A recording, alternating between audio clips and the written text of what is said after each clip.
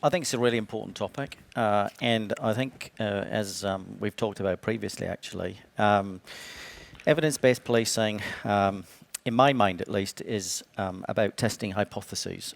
It's really about using the best evidence base to ensure we make good choices about how we use police resources, we're tackling the right problems, and that we're making a difference to communities.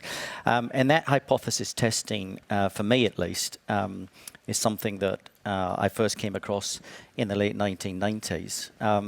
The wonderful Professor Gloria Laycock, University College London, came to Belfast and she taught us about problem solving in the reduction of burglary. And actually in the late 1990s, for me at least, that was a bit of a revelation. So really, I guess personally, I've been on a bit of a journey for the last 20 years.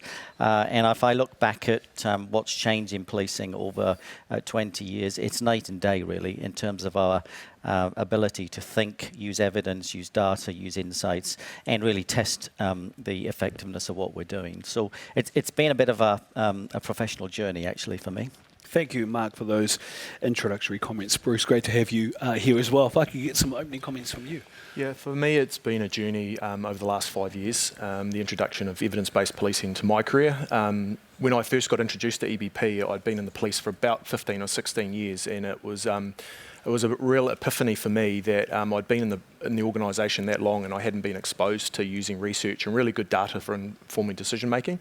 But I think it's become a lot more relevant in the recent times, and especially the last 12 months. And talking to what Professor Tom Tyler was talking about, I suppose the expectation from our community that what we are doing actually works, is doing no more harm to the community, and some of the practices that police have been doing for generations, we still don't really know the impact that it is having on some of our communities. So I think evidence-based policing can give those communities that confidence that what we are doing is for the best.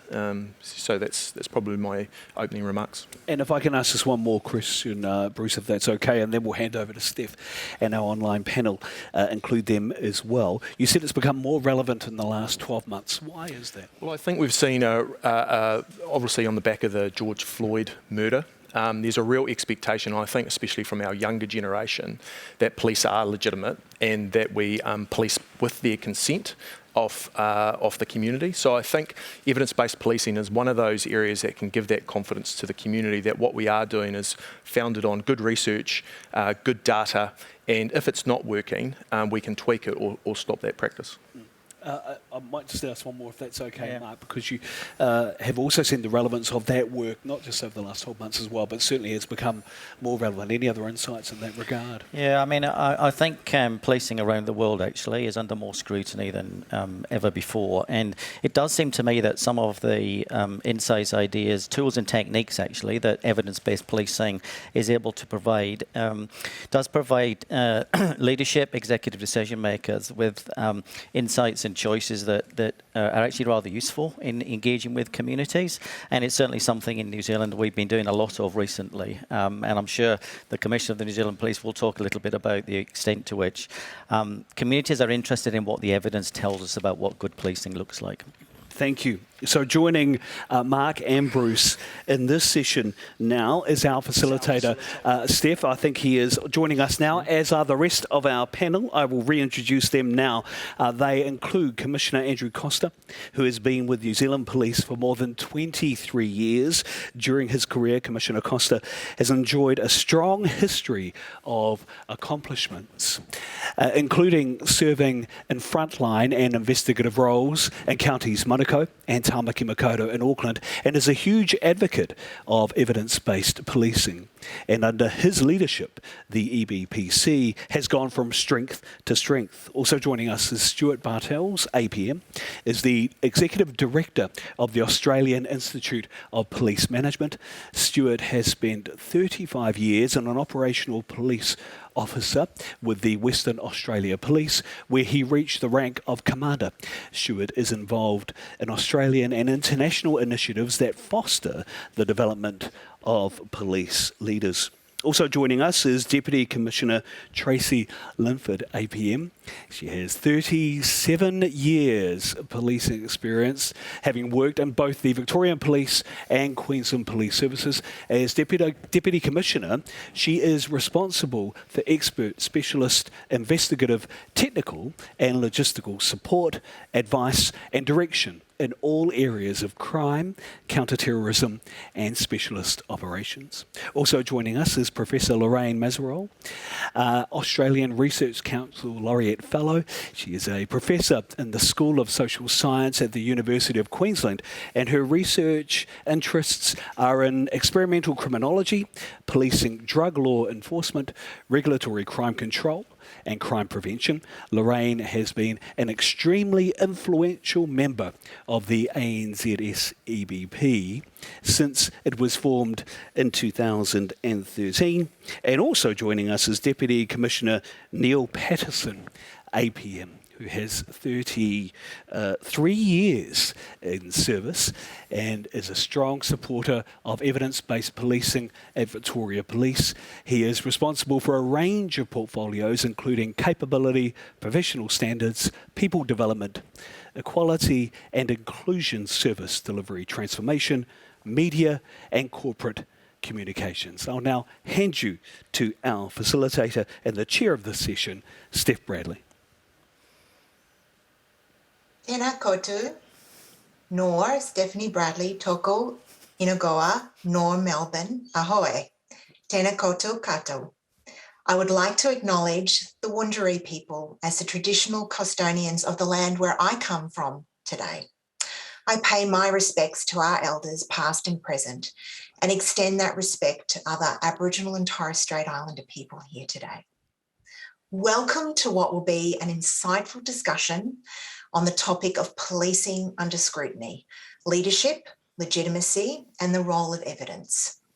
I would like to just thank you, our Commissioner today, Andrew Costa, for hosting this amazing conference that we're having this year, virtually and in New Zealand. It's tremendous to think that in 2013, we had 60 people attend a conference, and this year we have over 1,600 people interested in the role of evidence and how it informs great police practice.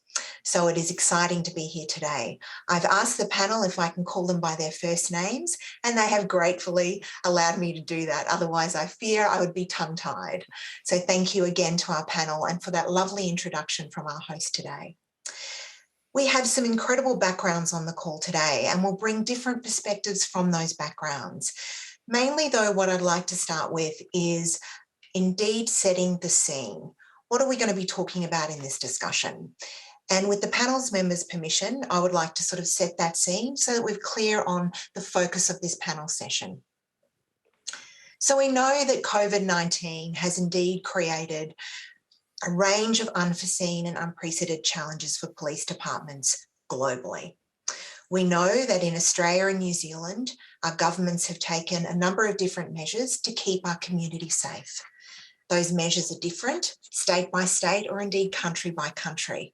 But what we have no doubt about is the pressure that police have faced in keeping our community safe and enforcing the different orders that sit within keeping our community healthy and well. What we're going to explore, though, is the context today, but look ahead for tomorrow. And what will that look like for police practice to ensure legitimacy?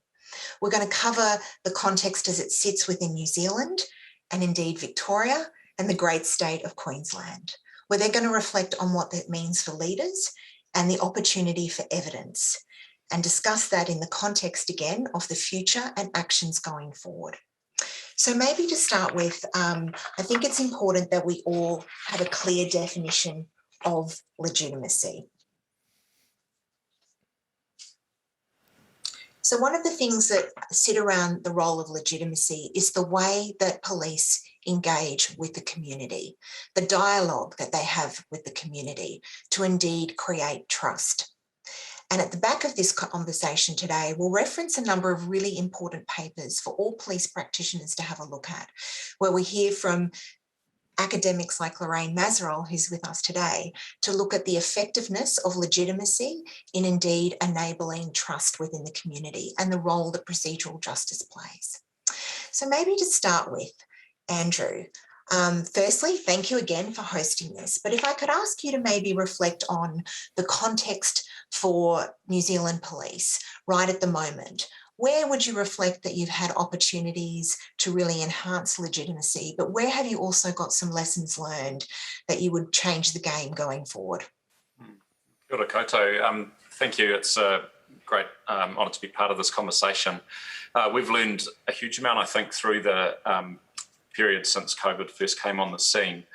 And it has been a matter of learning as we go, you know, unprecedented situation. How do we navigate doing a whole lot of things that we've never had to do before, and with a community that's never had to do this before? And so one of the first things I think was giving our people really clear direction early on about our expectations for enforcement, and really falling back on the idea that underpins our model of policing, you know, that idea of policing by consent.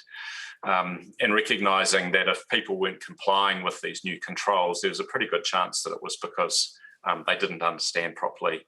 They were getting their heads around a new situation. We used our 4 E's, you know, beginning with education, engagement, encouragement, and then only getting to enforcement after having gone through those 3. And we feel like that gave us quite a lot of space, I suppose, in the conversation with the public, and enabled us to secure voluntary compliance across the vast majority of our population. As a result, we've never really had to escalate our engagement with the community around COVID controls.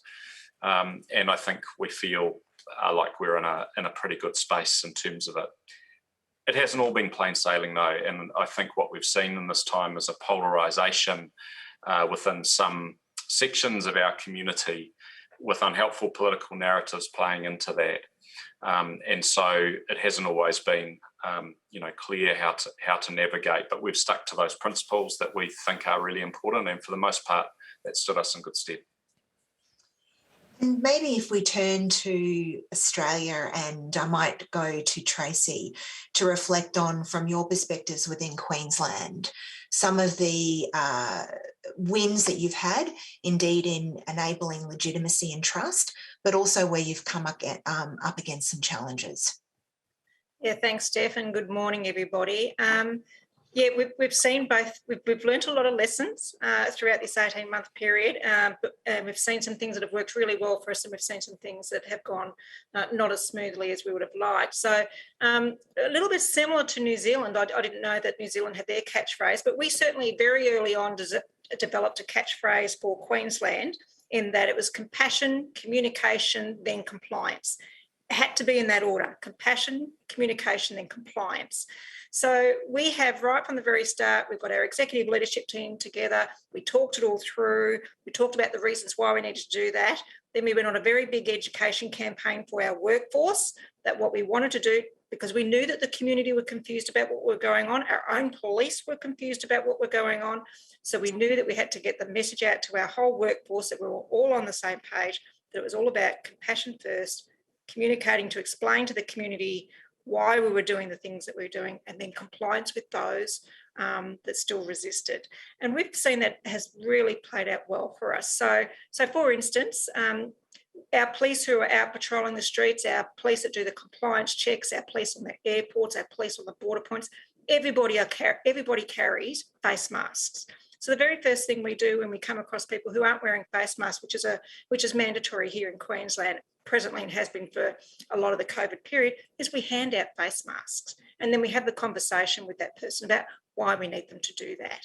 So that's the bit about the compassion, and then we have that communication with them about the why, and then only when they don't want to comply, then we go into that compliance mode. So that has really worked out well for us, and we've seen our community satisfaction surveys, which are done across Australia, we've actually seen an uptick in terms of how the community sees the police here in Queensland. So we're happy about that.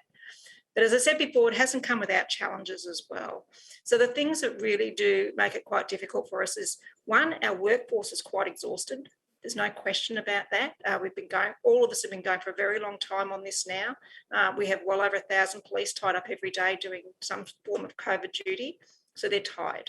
And so you've got to keep that momentum going all the time and keep that enthusiasm, because you want your police to be interacting with the community in a positive way. And it's hard to do that when you're tired. I think the other thing is inaccurate reporting. That's been challenging for us. There's times when stories come out in the media that portray police in a bad light about how they might have handled a COVID situation. And, we have to very quickly try and get on the front foot to explain what actually did take place and what were the facts of the matter, so that we can clear that up quite quickly. And I guess the other issue we see is the joining up of issues. So we've seen some Black Lives Matter protests, and we often find that then starts correlating with COVID protesting as well, and that the issues start joining up. And because they join up, they get bigger, and we have to, again, factor in how we're going to manage those kind of demonstrations, because people have a right to their views. But again, even when we've had those demonstrations, we've gone out with hand sanitisers, face masks, and we just hand them out and explain why we want people to do that. So they're the kinds of things that we've seen here in Queensland. Thank you, Tracy. And maybe if we go then to my home state is Victoria, and to hear from Neil around the reflections that you would have today in the challenges that you've faced, and indeed some lessons and insights around engaging with the community, Neil. Thanks, Stef. I'm going to try and not repeat anything that's already been mentioned by Andrew or Tracy, but I think, like any police struggling with enforcing restrictions from a chief health officer that aren't normally within the remit of police to enforce, one of the things that we struggled with in the early days was consistency in terms of police discretion. So we were finding some police were not really using much discretion in terms of the enforcement. So there could be, there was one very public infringement that was issued to a mother and daughter who were out driving on her learner permit in breach of the conditions, but it was very early days where people didn't really understand the conditions. So having a process to review enforcement decisions was something that worked really well for us in the early days. And then really focusing on whether it's the 4 E's or the 3 C's that Tracy talked about, working through our 15,500 frontline officers to understand what the role of enforcement is, and then particularly around youth that were involved in breaching COVID conditions, understanding the role that we still have in terms of cautions for youth offenders or children offenders in particular, rather than hitting them up with an infringement. We've had some of the most restrictive regime in any Australian state here in Victoria in terms of some of the CHO directions. And as I say, I think that focusing or refocusing back on police discretion, when to use discretion and when to actually go to the enforcement has been key. The other thing that I would say that has affected police legitimacy through this period of time has also been the use of force by police officers associated with the enforcement of Chief Health Officer restrictions. So refocusing members on the importance of all of our interactions, that your body-worn camera is on, and that the use of force in any one of these situations is really appropriate to the circumstances that you're facing has been key. Tracy mentioned the role of the media, and I think that's a really interesting one that probably hasn't been unpacked sufficiently more broadly, but there has been a real strong narrative in our media in this state, which has been really quite up on criticising police actions, whereas that's not actually consistent with what we're hearing from the general community around police enforcement for COVID restrictions. Indeed, some surveys that we have done clearly show that the vast majority of all community in Victoria support the role of police in enforcing Chief Health Officer restrictions for public health reasons, and that's quite clear.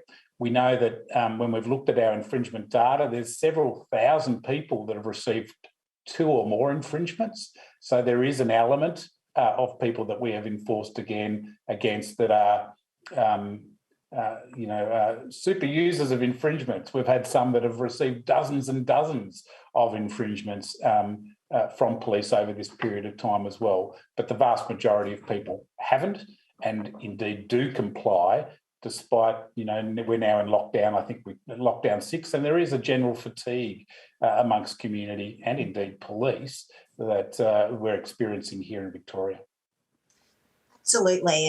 And if we reflect then on, the next element of our topic, and they're all interlinked, is leadership and the role of leaders. And we've already, heard of the dynamic of managing the complexity of the political narrative, dealing with the ongoing pressure, because you're not just managing COVID, you're also indeed protecting us from a variety of different crime types that we're still challenged by today, and the impact on the workforce you can feel.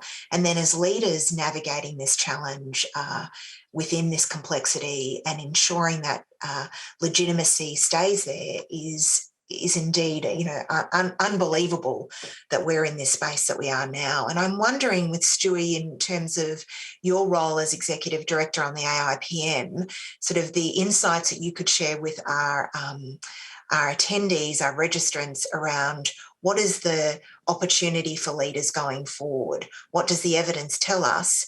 And what do leaders in policing or enforcement need to be very mindful of as we look ahead? And Stuart, you might be on mute. And for anyone who's on mute today, we're all donating to our favourite charity, at least $10 for every mute. Right, that's $10 for me. I'll start again. Thanks, Stef. Kia ora, tēnā koutou, ko Stuart Bartels tōku ingoa. No manly aho, tēnā koutou katoa. Look, fantastic questions, Stef, and I think at the heart of that is one of the mantras we have here at the AIPM is there aren't necessarily answers, only better questions. And what I'm seeing is leaders across the country wrestling with some of these questions and very different assumptions and assessments falling out. So, for example, this question of legitimacy and trust, quite often what arises is there is really powerful legitimacy and trust right now, as Neil alluded to. One of my favourite stories, Tracy, came from Queensland. Officers pulled up a citizen driving who was wearing a mask and sitting on their seatbelt. So, you've got a legitimacy and trust tension right there. So I think the challenge for leaders, and what I'm hearing, is to find the space to do that thinking, to exercise that leadership, to do that reflection. But it is a bit of a paradox because right now what we're hearing at the AIPM from leaders is they just simply don't have that time and space. As has been alluded to, we're talking 18-hour days, 6-7 day weeks. And so leadership, one commissioner put to me that leadership has become a little bit one-dimensional. It's become a little bit about resilience and the talking head style of leadership, and that there would be an immense challenge as we move out of this crisis to rediscover and recapture those elements of leadership that go more towards the community policing style and the legitimacy style. Another senior police leader said he was observing the rise of crime in other paradigms that might be sneaking up on us. So cybercrime, child exploitation, these sorts of Commonwealth-based things have actually started to become volume crime. And the victims of those crimes have become, like victims of volume crime. So the challenge for leaders is multiple. It's probably never been more challenging in my view. And that is to find the time to get back to that style of leadership, to also use the evidence to try to notice the shift. So when the shift from what might be legitimate now is no longer legitimate, How will leaders notice that shift? And I think evidence has got a really strong role to play. And of course, that role will go towards legitimacy. Absolutely. And when we look at the context that New Zealand's been in and some incredible examples of resilience time and time again that the leaders have shown in New Zealand, be it what occurred in Christchurch, be it indeed, the sort of first wave of COVID. I'm just checking whether or not I can connect in with Mark Evans and ask for from Mark some practical sort of learnings that you've indeed had as a leader navigating this type of complexity. If you were to say to police leaders, here are the 3 things to reflect on, what would they be to build that resilience, to find that capacity, and indeed navigate through the VUCA, the volatile, uncertain, complex and ambiguous world that police and enforcement agencies find themselves in? Well, I guess from my perspective, and it really reflects the theme of this conference, which is policing under scrutiny. That's why we've called it leadership and legitimacy. And it feels to me, in my professional career in a number of countries actually, that policing has never been more scrutinised than it is today. And I think that's a consequence of changes in expectations about policing itself. What is the purpose of policing? When I started, it was really about crime control, and that was the single-minded view of police leaders. How do we reduce crime? And almost, anything that worked was worth trying, whatever the consequences. Feels to me that we've moved some distance from that over the last 20 years, and certainly in New Zealand today. There's much more of a conversation with communities about legitimacy, about how we deliver policing in a style that is acceptable to communities, and fundamentally, how do we have the trust and confidence of all in the way that we police. So I think if you look back, over 20 years, the job, I think, of police leaders has become at one level more complicated, and certainly I think understanding the voice of community has become not just a desirable, but I would say fundamental to the role of police leaders today. I guess if we look at the purpose of evidence and what does that tell us and where are the opportunities, one of the things that I think has become clear is there's been an explosion, in my mind anyway, of quality research being done at universities, and that has found its way into many parts of policing. The trick really is how you then convert that into something which changes operational practice. And really what the Police Evidence-Based Policing Centre here has been trying to do is really to be that bridge between research and operational practice. And so we talk about our evidence-based policing centre being in police but not kind of police, in the sense that we're trying to look at policing but from a step back. I think there's value in that for leaders. It can be very uncomfortable because sometimes you actually get advice and it doesn't really fit with the prevailing narrative. But we've done a number of practical things, and to highlight just a couple, we have established police community panels here. This is about alternative resolutions. Our evidence-based policing, supported by universities, has done some fantastic evaluation work, demonstrated they work. It's allowed us to get some investment for that. So at the kind of tactical operational level, I think that's been very helpful for senior decision makers. And currently in New Zealand, there's a public debate about the routine arming of police staff. Our own people are very concerned about it. The Commissioner's leadership team is very focused on it. And one of the questions that people have is, what does the evidence tell us? And actually being able to provide some insights into that question, I think has been quite helpful in helping to shape our operational response to that. So I think for me, data, insights and evidence has become a critical part of effective policing in 2021 in a way that it wasn't when I started, certainly. Absolutely, and we're going to, it's sort of a great segue.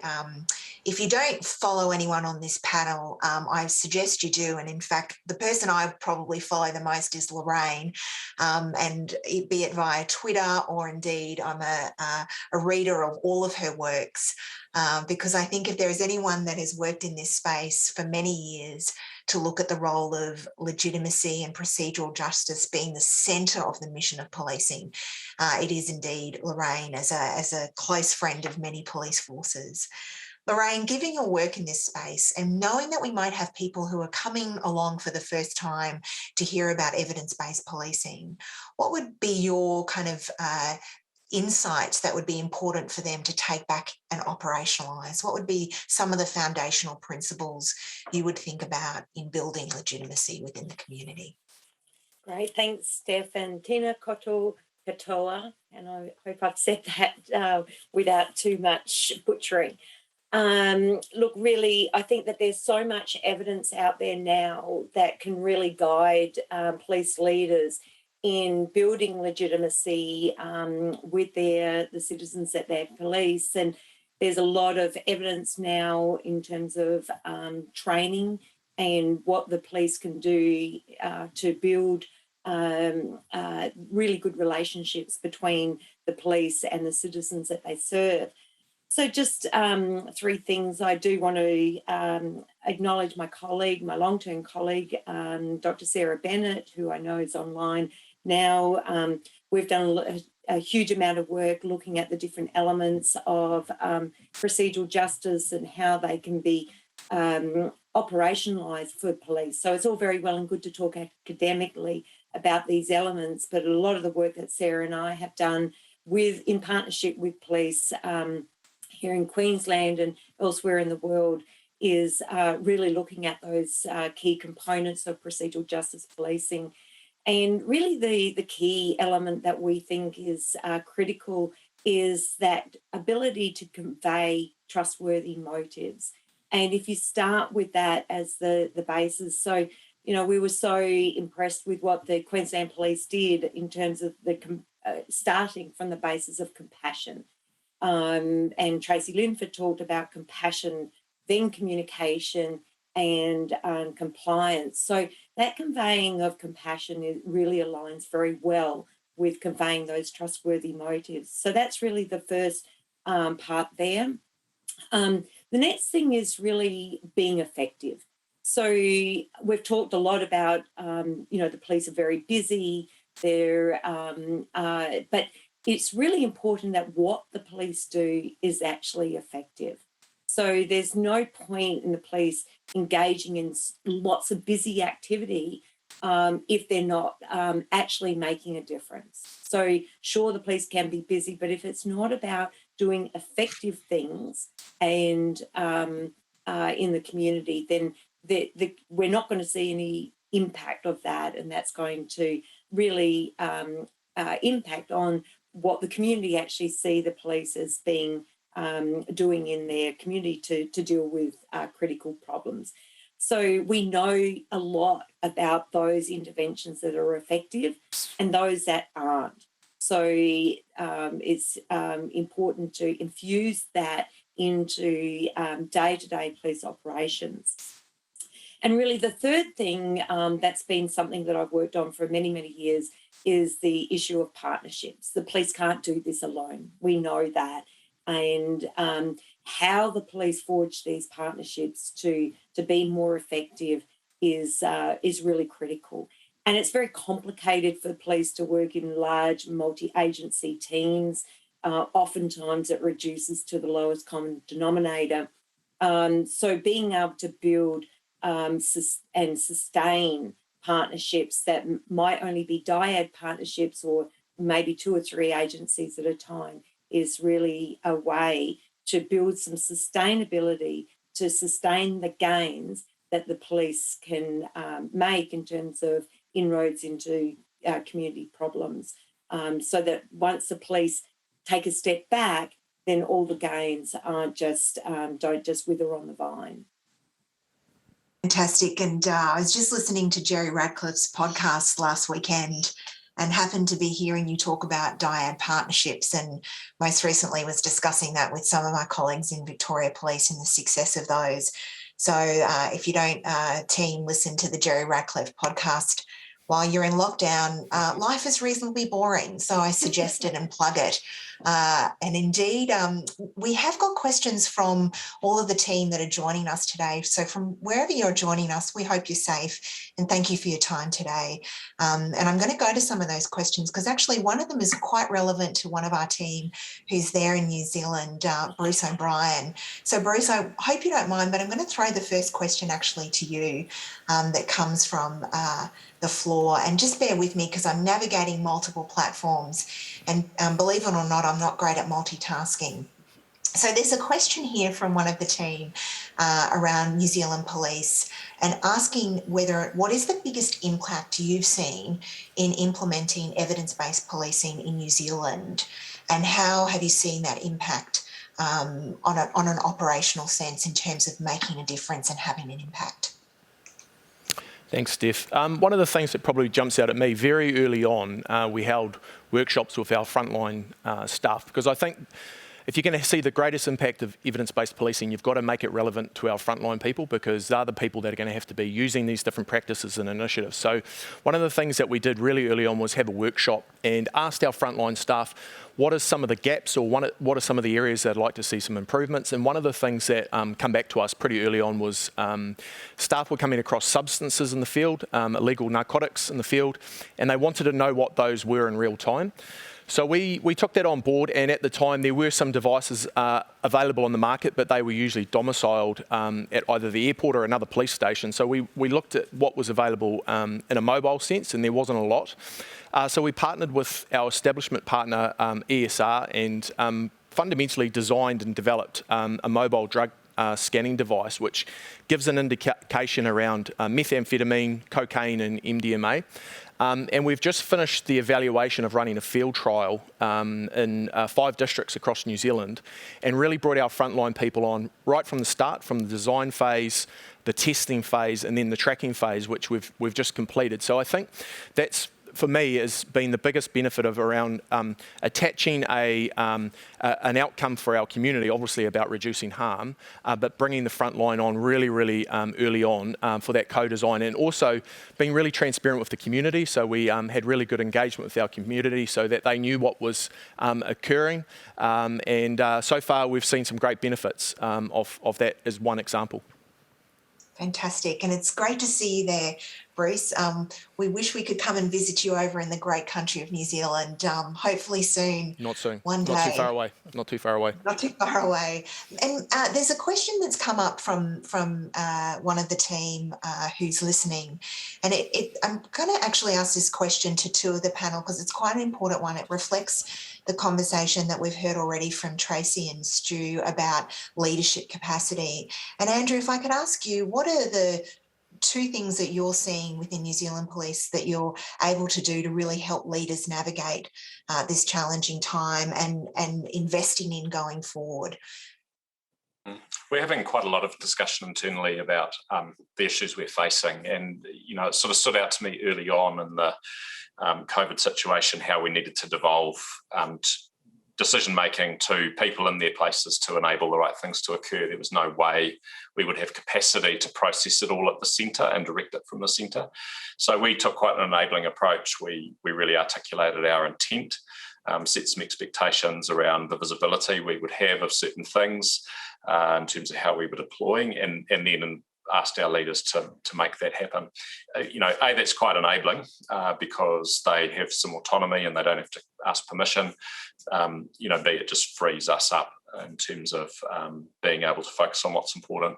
And then we've spent quite a lot of time reflecting on where we're at, talking about what's happening, out there in the community, acknowledging some of the challenges, changing what we can change, but not expecting to be able to control all the moving parts. And I think we've done a reasonable job of enabling our people to stay resilient in the course of it, and also finding the right rhythm so that we're not always on. You've got to have downtime even in the midst of these very difficult situations, and modelling that from the top, I think has enabled us to stay in a manageable space with it.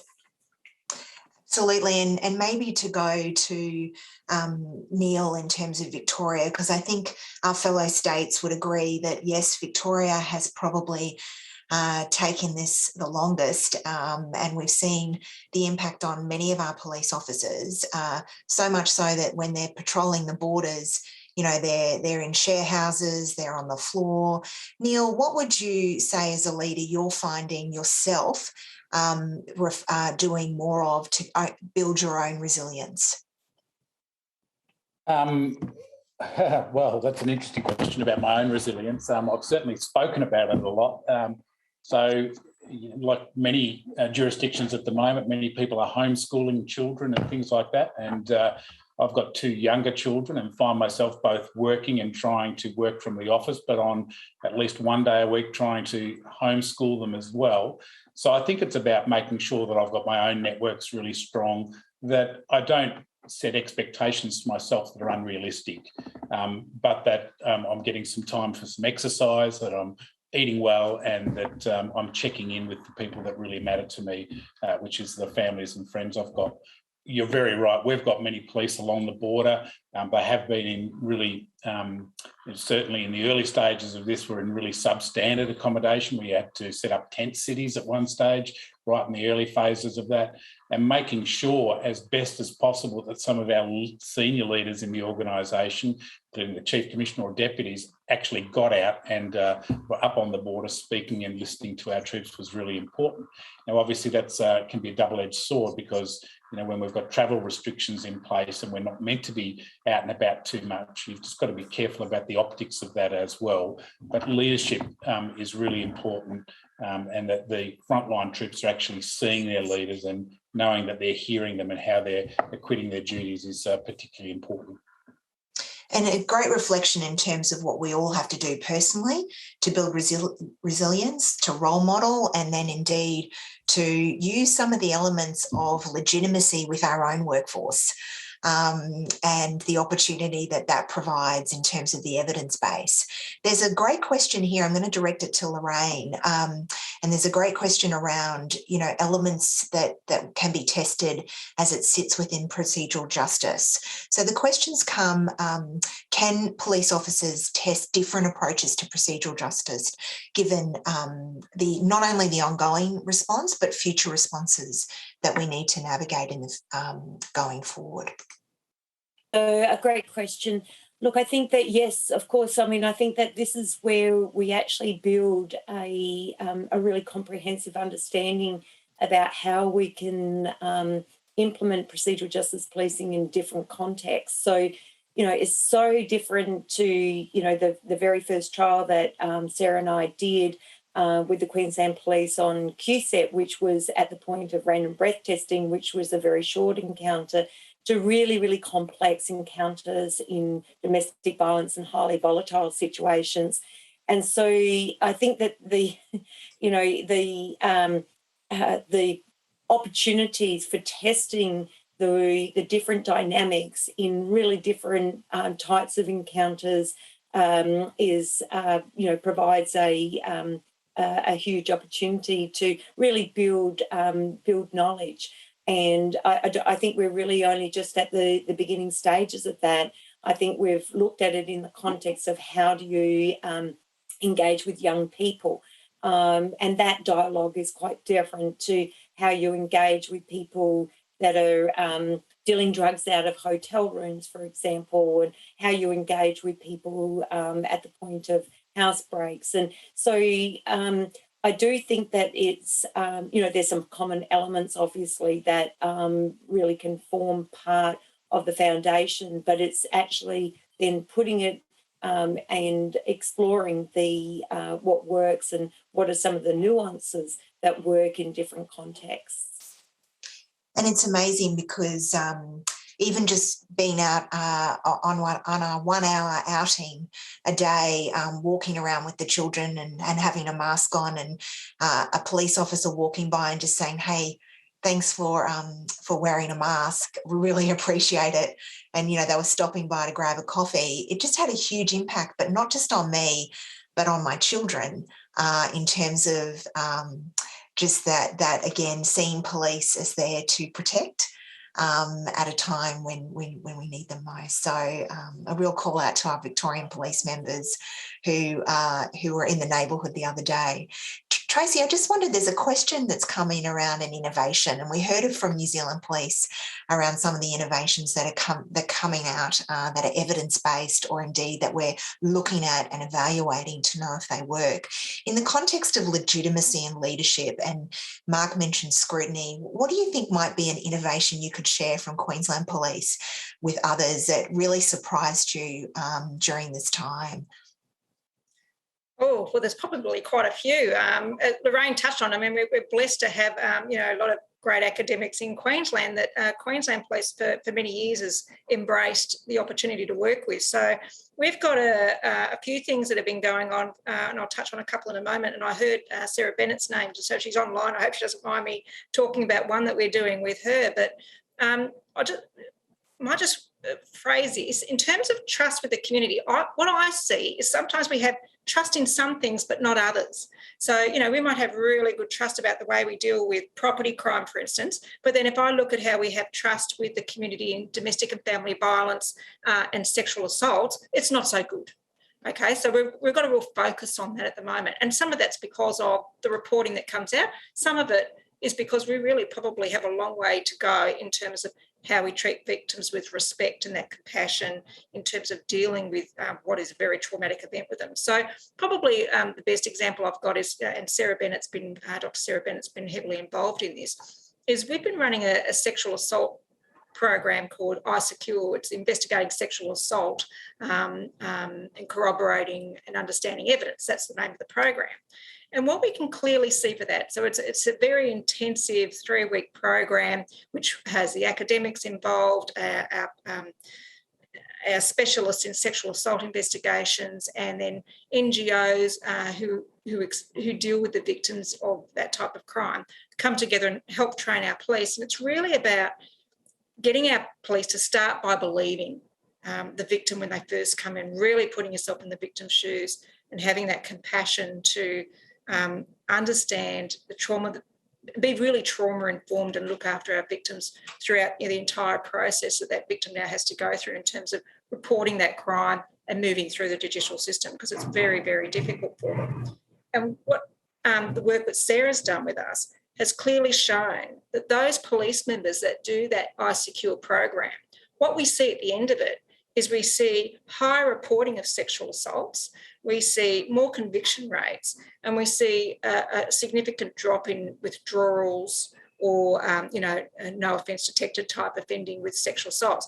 So that course is clearly having an impact on those members to serve the community much better and look after our victims of sexual assault. And it's been so successful that we're now looking to see how do we modify that so that we can utilise it across our whole workforce, and in particular around other crimes of violence, and in particular domestic and family violence. So that's a big piece of work that we're doing at the moment. Absolutely. And thank you for, again, reminding us that, there are opportunities in so many interactions police have across the spectrum that we can indeed look at the elements of procedural justice, think about that interaction that matters. And really, as Neil was talking earlier, I was just thinking we're all humans. Police officers are humans. They have families. They have lives, and seeing the human both in our police members but also in our public kind of allows us to take that prevention first mentality when we engage. I'm going to go to a question that's again come up through the forum, and it really, I think I might direct it to you, Stuart, in terms of your role at the AIPM, and if you were sort of to look at the future and going ahead, in a few years' time, what do you think leaders are going to look like in policing? What kind of leadership are we going to see? And it might be a hope or an aspiration that you have, given that you work across the board with so many police leaders, enforcement leaders. Ooh, what a question. I suppose I'll answer it, in relation to hope. So I think that I hope that leaders will be really strong sense makers, and that some of that will come out of here. I hope that leaders will be able to make multiple interpretations.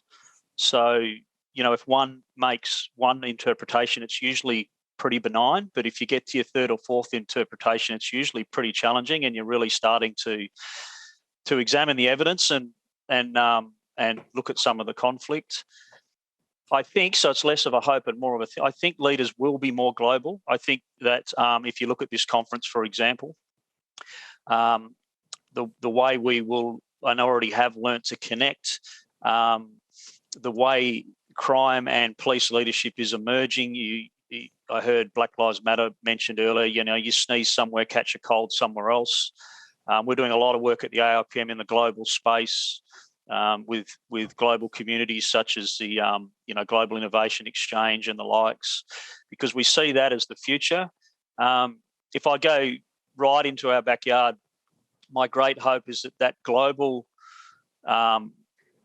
domain and learning environment will become part of our police leaders' kit bag. So we'll be able to give access to Australian and New Zealand police leaders to the global thinking, because we believe there's an enormous power in collective leadership, enormous power in coming together. So a lot of what we've heard on the screen is amazing leadership. But you may notice that it's in these COVID times, it is in one's domain, whatever jurisdiction that is. And COVID, one of the things that's affected us at the AIPM is our secret sauce, which is to bring leaders together from across the country and the thinking and make multiple interpretations whilst together with the time and space to do it. And that drives out all sorts of thinking and all sorts of testing of assumptions and all sorts of better questions. So I hope that coming out of this, that's what our future leaders look like. And I suspect that will be on a global stage.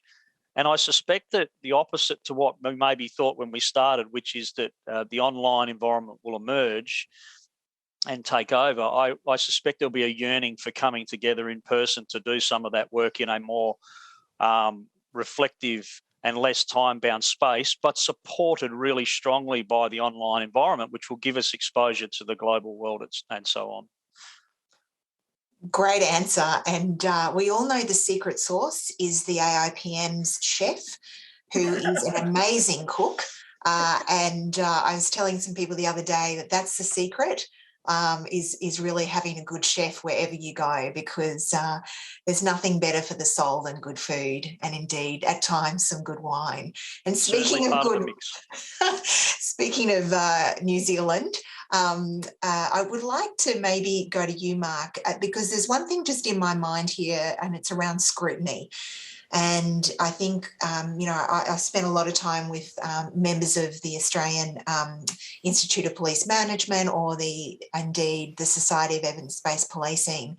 And the increase in scrutiny is just, I don't think, going away. And reflections from you within New Zealand, how can we use legitimacy and the principles of legitimacy? How can we use evidence to really build trust with the stakeholder environment that is scrutinising police and their operations, or indeed their practice? I just want to say that AAPM has also got some benefits in terms of where it's located. Let me tell you, it's not just the chef. I think it's the actual physical location, which is still one of the most marvelous places on earth, I think. So, the question, Stef, around legitimacy and scrutiny. As I said in probably my first answer, it does feel to me as if we're in a changed world around policing, and I think and we've heard a number of presentations this morning, particularly from the United States, which is really having a significant conversation with itself, I think, around the purpose of policing, conversations around defunding the police, and the extent to which, policing in the United States actually needs to be really quite different. Now, I don't think we're in that place in this part of the world. I think we've avoided some of the issues in the US, but we'd be naive to believe that we are, removed from that altogether. And I do think that we're going to have to work incredibly hard to retain public trust and confidence. And I think, for me, what I see is much more community interest in policing. So actually questions about the way policing is conducted, the way we conduct policing, actually why we do certain things, why do we stop vehicles, for what purpose, and actually what's the result of that, and does it impact on some communities more than others? And those are questions which I think are going to become increasingly important to answer. And it feels to me, as police organisations, we need to have better answers than we've had in the past. And for me, a lot of that, I think, is around testing hypotheses, conducting operations in a way that we gather the right information, the right data, that we analyse and understand it properly, and then, frankly, that we give it back to communities in a way that they can understand. So transparency in not just what we do, but the way we explain it, I think, is increasingly important.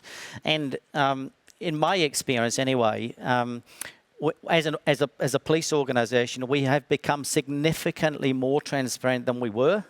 But I can tell you, I think we've got some distance to travel before we are still, before we're in a position where I think people actually believe what we say. And I think we've all got some work to do, whereby the first thing that people think isn't that we're trying to hide something, that we're actually trying to work with communities to solve problems.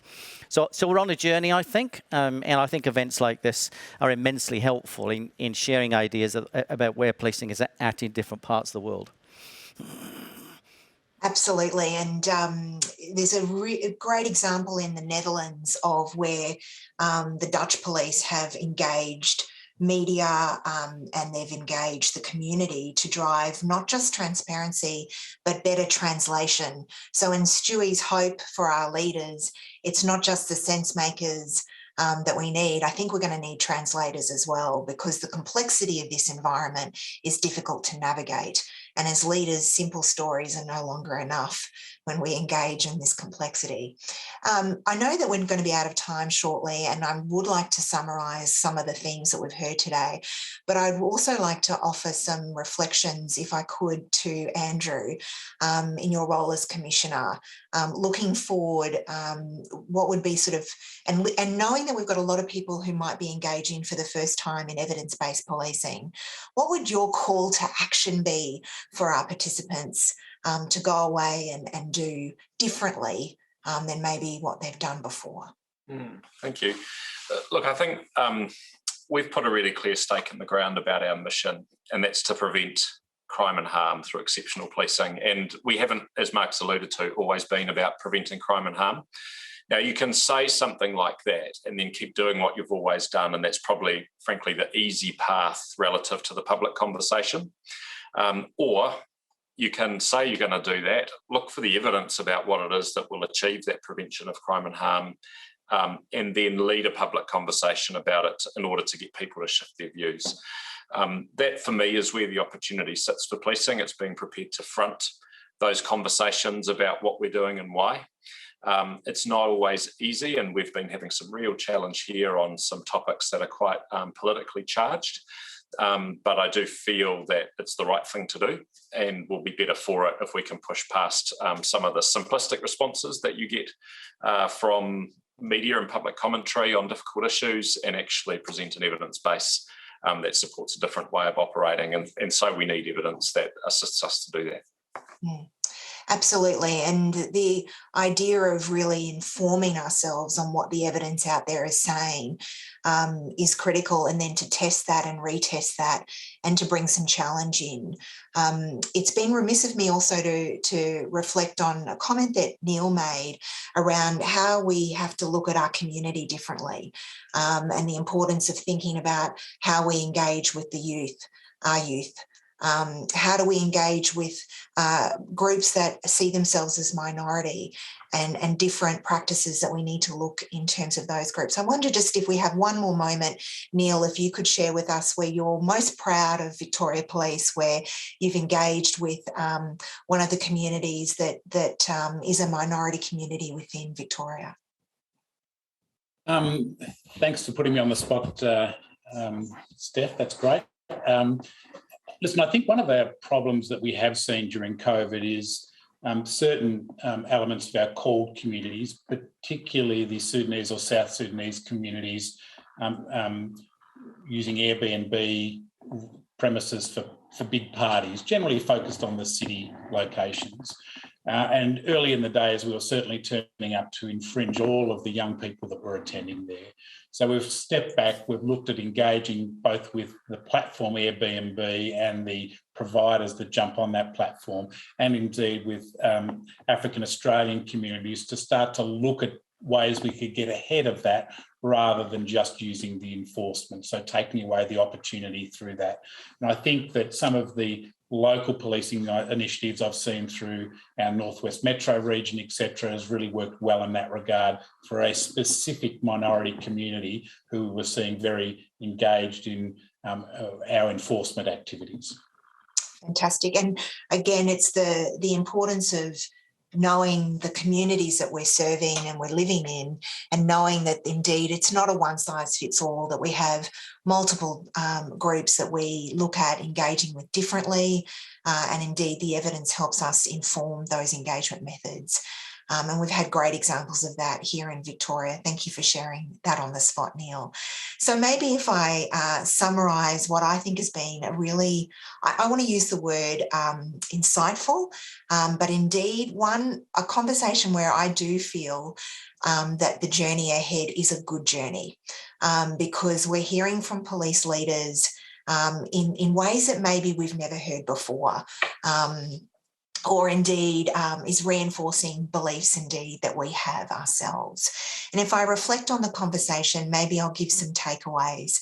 There's some great examples of where we use a framework to navigate the challenge, be it the 4E model that Andrew talked about, or maybe it was the 4C or 3C model that Tracy reflected on, that idea of, the voice of the community, the neutrality of the response, the respect that we take, and the trust that we build. And examples of that in complexity can help us navigate it.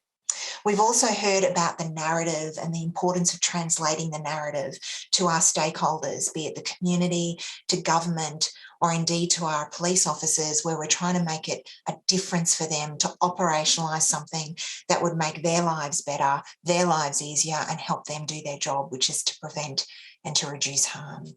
We've also reflected on the leadership opportunity. And if I think about it in three categories, it's the mindset to create capacity to be resilient.